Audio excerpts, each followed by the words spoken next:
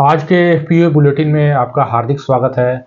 अभिवादन स्वीकार कीजिए अपने प्रगति पथ के साथी मनोज मिश्र का।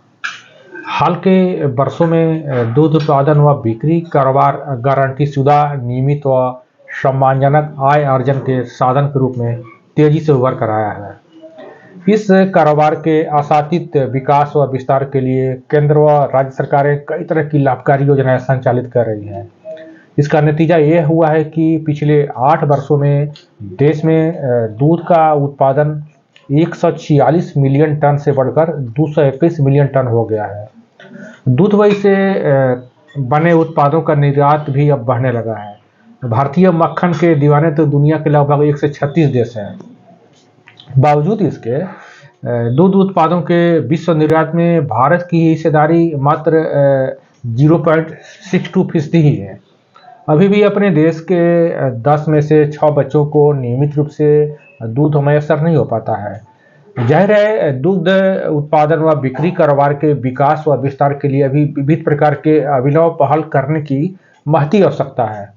हालांकि भारत सरकार दूध उत्पादन व बिक्री कारोबार व इससे संबंधित अन्य उद्यमियों के समग्र उन्नयन के लिए कई तरह की राष्ट्रव्यापी योजनाएं संचालित कर रही है, जिससे दूध के उत्पादन व उत्पादकता में तो बढ़ ही रही है, साथ ही साथ विविध प्रकार के स्वरोजगार के बारहमासी अवसरों का सृजन भी हो रहा है।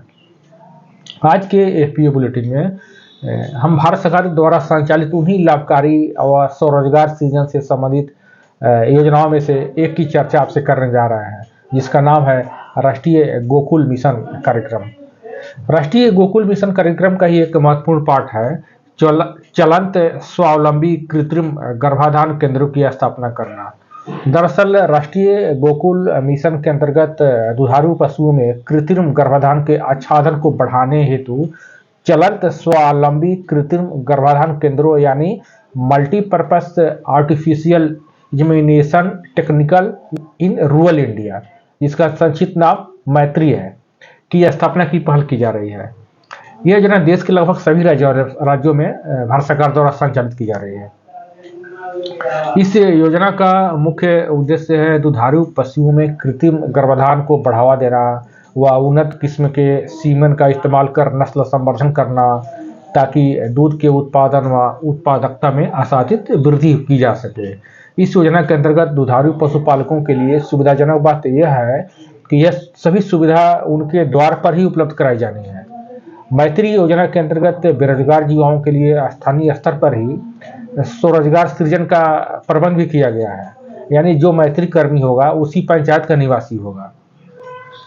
इस वीडियो में हम आपको अगले कुछ मिनटों में बताने जा रहे हैं कि इस योजना का प्रारूप क्या है, मैत्री केंद्रों के संचालन के लिए अभ्यर्थियों के चयन की पात्रता क्या है, आवेदन करने की प्रक्रिया क्या है, आवेदन करते समय कौन कौन से डॉक्यूमेंट्स की जरूरत पड़ेगी, मैत्री केंद्रों के संचालकों के आय अर्जन कैसे और कितनी होगी, इत्यादि इत्यादि। तो चलिए आगे बढ़ते हैं। एक बात और, अलग अलग राज्यों में आवेदकों के चयन व पात्रता में थोड़ा बहुत अंतर हो सकता है, क्योंकि एक छोटे से वीडियो में सभी राज्यों के विवरण को समाहित करना संभव और व्यवहारिक नहीं है। इसलिए उदाहरण के लिए किसी एक राज्य के अंतर्गत इस योजना के संचालन, आवेदकों के चयन और उनके आय अर्जन की विधियों का जिक्र किया जाएगा। आप अपने राज्य के संदर्भ में इसका अवलोकन कर सकते हैं। तो आइए, बिहार राज्य में चलंत स्वावलंबी कृत्रिम गर्भाधान केंद्र अर्थात मैत्री केंद्रों की स्थापना से संबंधित सभी तरह की जानकारी व रोजगार सृजन के अवसरों आदि सभी पहलुओं पर जानकारी हासिल करते हैं।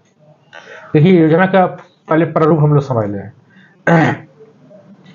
भारत सरकार द्वारा संचालित इस योजना को के नोडल एजेंसी के रूप में जो बिहार सरकार का जो पशु व जल मत्स्य संसाधन विभाग है वो देख रहा है, यानी नोडल एजेंसी के रूप में एक काम कर रहा है।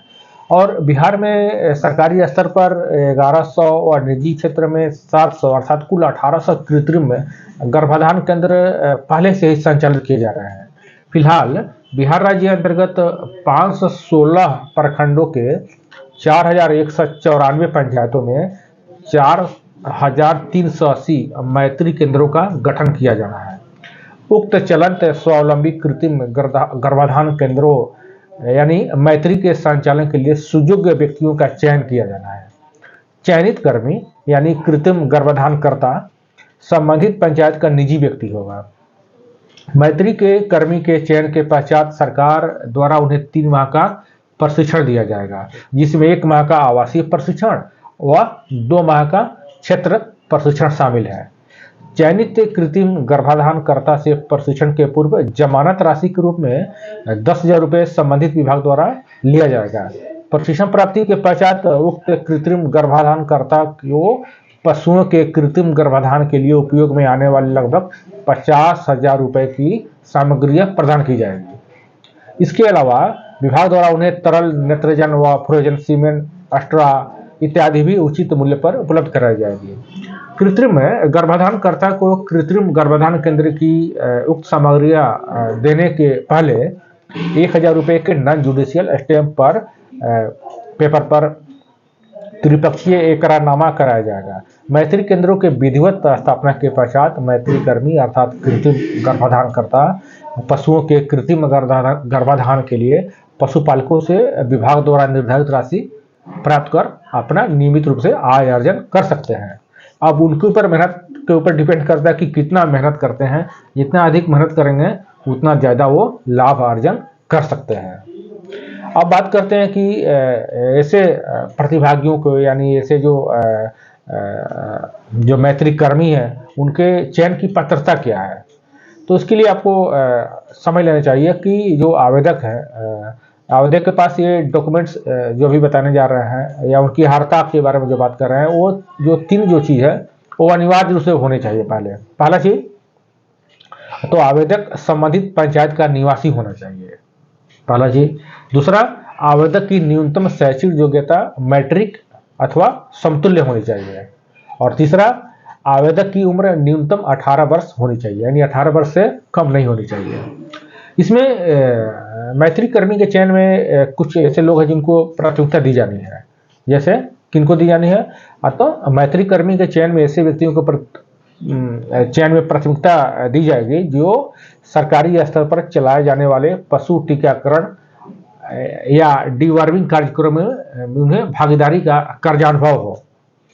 यानी पहले से टीकाकरण, सरकारी स्तर पर जो टीकाकरण चलाए जा रहे हैं या जो कृमिनाशक टीकाकरण है उनके लिए जो पहले से भागीदारी उनकी हुई है, उसका अनुभव हो, तो ऐसे लोगों को प्राथमिकता दी जाएगी।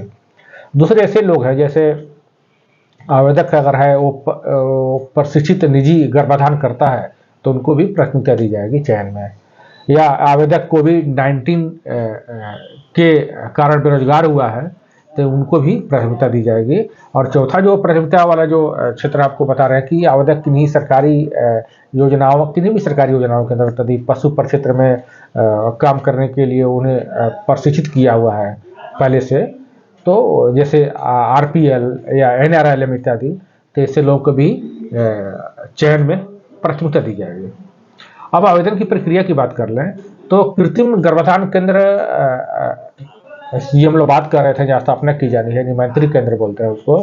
तो कृत्रिम गर्भाधान करता अथवा मैत्री कर्मी के लिए जब कोई व्यक्ति आवेदन करने जाता है तो सबसे पहले आपको क्या करना है कि पशु व मत्स्य संसाधन विभाग की वेबसाइट पर जाइए और वहाँ पर आप ऑनलाइन आवेदन कर सकते हैं।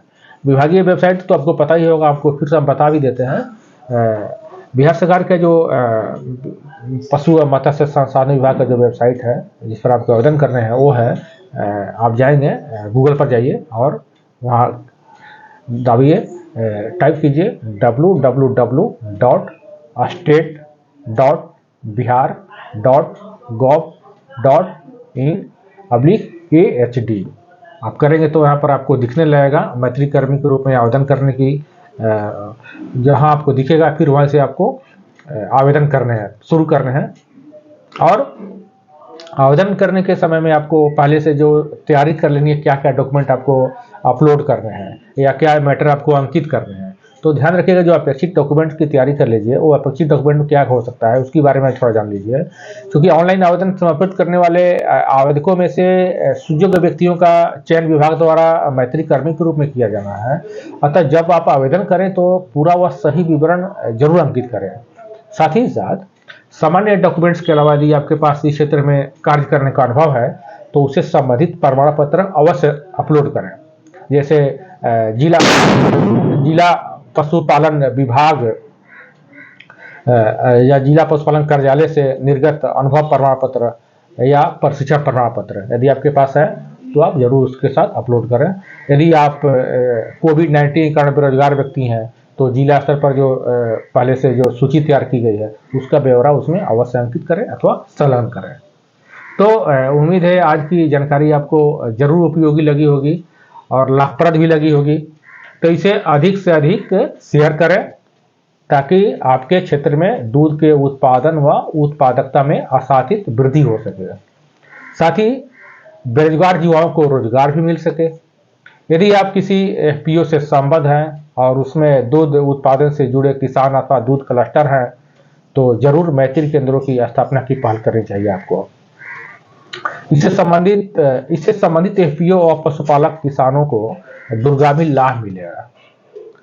तो आप अपने एफपीओ क्षेत्र में सेहत व समृद्धि की सौगात दीजिए और मुझे भी दीजिए इजाजत। जल्द ही मिलते हैं एक नए कारोबारी वीडियो के साथ।